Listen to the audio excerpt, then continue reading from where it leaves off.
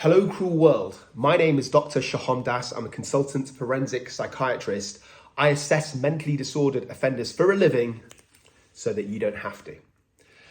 Everybody and their grandma is talking about Will Smith slapping Chris Rock at the Oscars the night before last. So as a psychiatrist, I'm going to answer this ultimate question, which is kind of circling around the internet, which is this. Is Will Smith depressed about his marriage with Jada? And did this depression cause him to slap Chris Rock? But before I answer that question, I'm going to put Will Smith's character traits and his specific circumstances into context, as well as potential beef with Chris Rock previously. And I'm going to talk about his previous insecurities about his own image, because I think that's crucial to why Will Smith acted that way. First thing I'm going to address is this: was it fake? So there is an internet rumor that's saying that the whole thing was set up and it's fake. And I can understand why people might suspect that, because while it happened, some people were being jovial. Will Smith even laughed after Chris Rock first made the comment, and Chris Rock kind of laughed afterwards, immediately after it happened. But I think that was actually awkwardness. And there is a precedent of people kind of, taking the mick out of each other during these award shows. The one that sticks out in my mind is on the 59th Primetime Emmy Awards in 2007. 𝐏𝐬𝐲𝐜𝐡 was awarded the Outstanding Lead Actor in a Comedy Series for his show Extras. And because he wasn't present, Steve Carell took the trophy. And years later, in another award show, 𝐏𝐬𝐲𝐜𝐡 played that clip and he mocked Steve Carell. And Steve Carell genuinely looked upset. But then as 𝐏𝐬𝐲𝐜𝐡 kept going on and confronted him, it became clear that that was a hoax. Despite all of that, I'm 100% convinced that the incident with Will Smith and Chris Rock was not fake. If it was just the slap, then you could probably argue that it was a hoax. I mean, there was some very good acting, and at least one of them is an exceptional actor, but I don't think it's a hoax because Will Smith seemed genuinely angry and upset afterwards, and he swore at Chris Rock a couple of times. He dropped the F-bomb, and as we know, Will Smith has this squeaky clean image, and this was happening live at an Oscar show, so I don't think it's a hoax. Also, Will Smith seemed really upset about it. So at his acceptance speech shortly afterwards, he was literally crying, he was in tears. So I am buying that this is a hoax. So let's look at some of Will Smith's character traits, because I think these are all relevant. So he has said quite openly, especially in his autobiography, that he's always had an issue with other rappers, his peers, saying that he's soft, that he's a bit of a candy kind of rapper because he didn't swear, didn't talk about violence, etc., etc. And he did this because he didn't want to perpetuate a stereotype. And I'm not a big fan of his music, I have to say, but I do respect his ethical stance, because he could have done that. He could have copied hundreds or dozens of other rappers at that time, but he really stuck to his guns. And of course, he wasn't the only rapper or rap group that was doing that around the time. Tribe Called Quest, De La Soul, Biz Markie were all people who were sort of seen as serious and non-kind of gangster, non-thuggish. But I think Will Smith was different because he was, a charismatic, good-looking, happy-go-lucky kind of character. And rap at that time was definitely very underground. It was street, it was thuggish, it was about the harsh realities of life. So I'm mentioning all this because other rappers at that time wanted to keep it that way. They wanted to keep rap street. They wanted to keep it, authentic and cool. So they saw him and called him out as being corny and soft. In fact, Eminem said in The Real Slim Shady, "Will Smith don't gotta cuss in his raps to sell records. Well, I do, so F him and F you too." But you could even argue that Will Smith helped rap. I mean, I think he was instrumental in making rap mainstream. Now, younger viewers might not appreciate this because hip hop is absolutely worldwide now, but at that time, in the kind of early 90s, it was demonized in the media. And I think that Will Smith was one of the key people that brought it to the white class, middle class masses. And so, whether you think that was a good thing or not, it put money into and popularity into hip hop. On a separate but kind of connected note, I read in Will Smith's autobiography that he always thought of himself as being a bit of a coward. And this is because he didn't actually protect his mother from his violent alcoholic father's physical abuse. So by comparison, his brother, who was 5 years younger than him, used to physically get in front of their father to stop this abuse. Whereas Will Smith's tactic was to be kind of jovial and funny. He found out that if he was the funny, charming one, and if he could distract his father, who they all called Daddy-O, then there would be less physical abuse. So that was his tactic. It wasn't just that he was scared of his father, which he was. It was just that he thought that was the best way to deal with this situation. But he quite openly says in his autobiography that he felt like a coward for most of his life, and he was judged by his own siblings, especially his brother, who believed that he didn't protect the family, and that was his role as the oldest male. Okay, so next question. Was the joke made by Chris Rock at the Oscars really offensive? I mean, I would argue that it wasn't really that offensive. I mean, Jada had a shaved head. He made a reference to G.I. Jane. I don't think it's that scathing. You could, at a stretch, argue that because it was about a physical health issue, alopecia, that's kind of off limits. As opposed to something like Jada just having a bold haircut and just deciding to shave her head. In that kind of context, I don't think it would be offensive. But maybe I've got it wrong. What do you guys think, dear viewers? My Psych for Sore guys, let me know in the comments section below. You could say that if Jada can't take a joke about alopecia, then that's hair loss. Sorry, I apologize for that. However, in his opening monologue in the 2016 Oscars ceremony, Chris Rock took a jab at Jada Pinkett Smith after she posted a video that said she was boycotting the Oscars due to the lack of diversity. And Chris Rock said, and I quote, "Jada said she's not coming." And I was like, isn't she on a TV show? Jada boycotting the Oscars is like me boycotting Rihanna's panty. I wasn't invited. And then at the same time, Rock also poked fun at Will Smith, saying that Jada was mad because Will hadn't been nominated for his role in The Concussion. And he said, don't worry, I'm not going to do the impression because I think we all agree I bombed it. He said, "It's not fair that Will was this good and didn't get nominated. You're right. And it's also not fair that Will was paid $20 million for Wild Wild West." So in my personal opinion, those jokes or that attack was much more kind of personal and much more nasty, especially in the context of what Jada and Will were trying to do. So he was making lighthearted remarks at what they were trying to get across as a very serious topic. And obviously it's hard for people to take them seriously or for them to be taken seriously if everyone's laughing at them. So the reason I'm mentioning all this is I suspect that Will Smith was already kind of pissed off at Chris Rock and was primed to be offended by him at this Oscars. So that's all in the context of him feeling openly saying that he feels like a coward for not protecting his family. So I think these things were on his mind. Not only all of that, but I think his image, his public persona, his image buys into all of this. So not only has he been seen throughout his career as a soft rapper, as I said, but as I'm sure lots of you will know, his wife apparently had an affair with their son Jaden's best friend, August Alsina, for about 4.5 years. And there were even rumours that Will Smith permitted this as Will Smith's sex drive is very low. So he allowed this person to kind of fill Jada's carnal needs. And why am I mentioning this? Why is it potentially relevant? Well, that rumour may or may not be true, but either way, I think it paints Will Smith as a soft person. It paints him as somebody who lacks masculinity.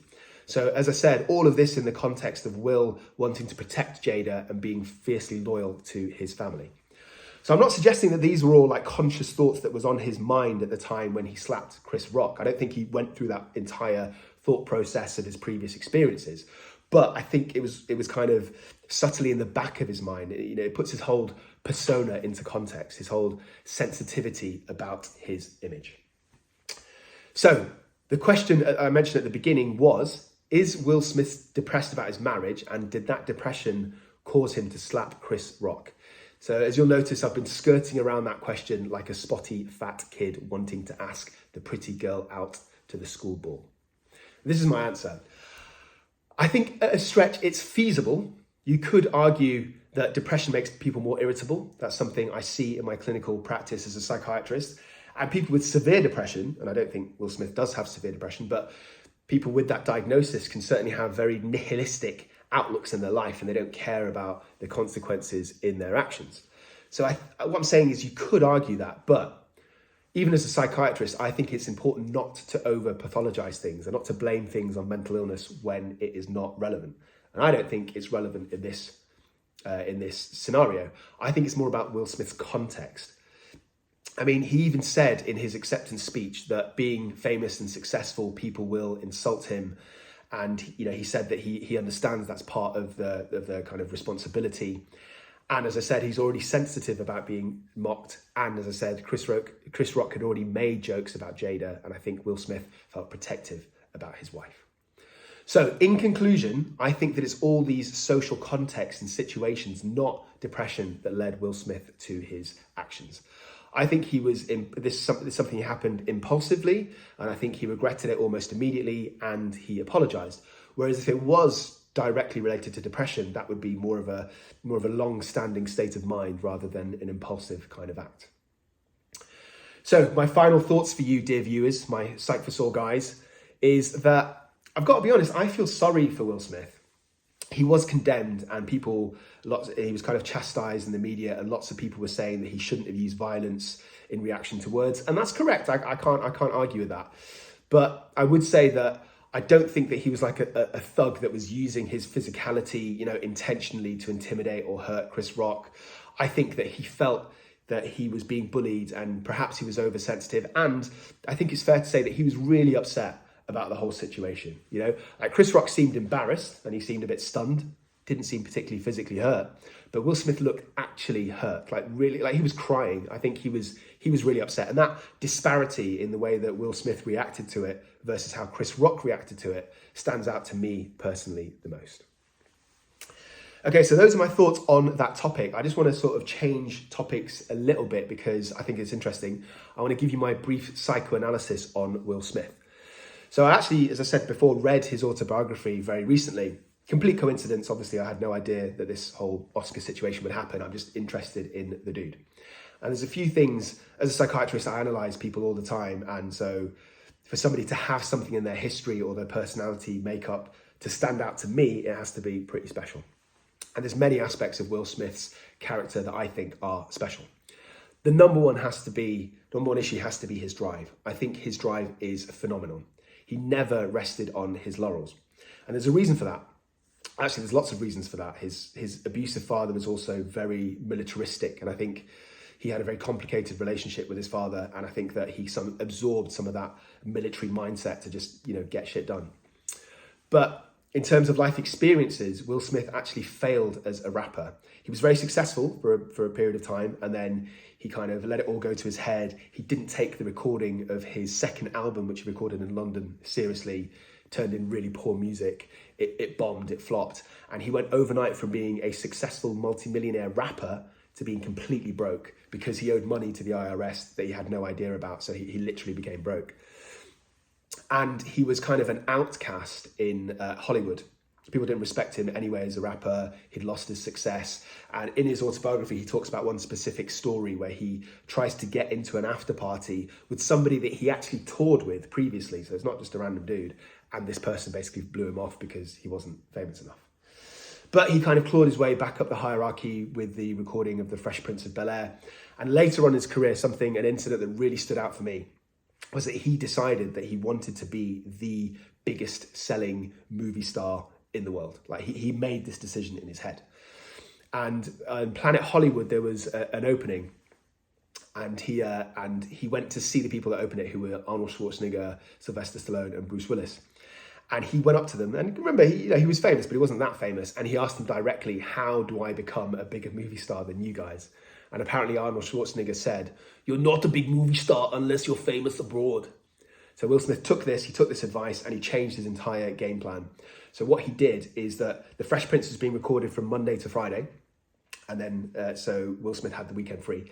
And he would take a plane overnight to go to foreign countries, usually Europe, including England. And he would do as much PR for films as he could.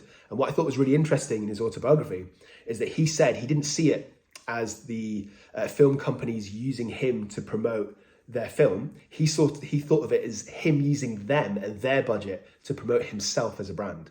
So he knew that regardless of film sales, although he would make more of a profit if more films get sold, regardless of all of that, if he became embedded in the public's consciousness more and more and more by going to these countries and doing, press junkets, etc., then they would remember him, and that would help his overall fame grow throughout time. So what he would do is on a Friday, he would get a plane over to Europe, like not change his time clock or anything. He would do like 12, 14 hours of press, and then until the Sunday night, and then fly back, go to sleep at an ordinary time, and then get up and record the Fresh Prince. And what I think is interesting is he was looking at Tom Cruise, who at that time was doing something similar. And he literally asked the tour managers, because it would often be the same tour managers, how much time did Tom Cruise put in? And if Tom Cruise did 10 hours, Will Smith, his only mission was do 1 hour extra in the morning and 1 hour extra in the evening. So he would start 1 hour earlier than Tom Cruise and finish 1 hour later than Tom Cruise. And that was his only sort of mindset at the time. And I think that's really impressive. And also, he thought, what have I got that none of these actors do? And the only thing he can come up with is that he can rap. So he did like free rap shows in all of these cities. He didn't get paid for them. He did them to increase his profile and to offer the public something else. So he didn't have to do this because he was already successful at this point. He was already a multimillionaire, but he didn't rest on his laurels. I think that's what I'm trying to get across. He decided that he could be better, and he pushed himself. And there were other things that he did, like when he was training for the film Ali, he decided that he and everybody else around him, regardless of whether they were on-screen talent or not, had to do this exercise regime. So he trained really hard for an entire year for that film. He woke up at 5 a.m. to do 5 mile run, 5 at 5 he would call it. And the rules were simple. If you wanted to be part of his crew, if you wanted to be his manager, his financial guy, any part of his entourage, then you had to do the same. And as I said, I think he's absorbing his father's sort of military lifestyle. Briefly, another couple of things, like he decided never to smoke weed, he barely drank alcohol. And it's not because he didn't want to, it's because he decided that those things wouldn't help with his career. So what I'm trying to say is that I've got the impression that Will Smith is a very driven, very motivated person, has his goals clearly in his mind.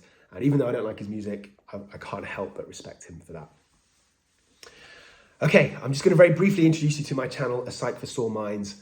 I am Dr. 𝐏𝐬𝐲𝐜𝐡 𝐅𝐨𝐫 I assess mentally disordered offenders in courts and in prisons and in psychiatric units. I also act as an expert witness, so I give evidence in criminal trials. My channel, A Psych for Sore Minds, is a smorgasbord of topics related to criminality and mental illness, and the crossover from interviewing people who've been sectioned, etc., to doing analysis of high-profile cases. I mean, this Will Smith's case, not crime, obviously, but I take like serial killers or famous offenders and criminals, and I give my own psychoanalysis. Before I finish, I just want to give a quick shout out to my boy Sean Atwood, the king of YouTube true crime. Thank you so much for having me on your channel. Me and Sean will be doing a few collabs in the next upcoming weeks and months, so go and check them all out.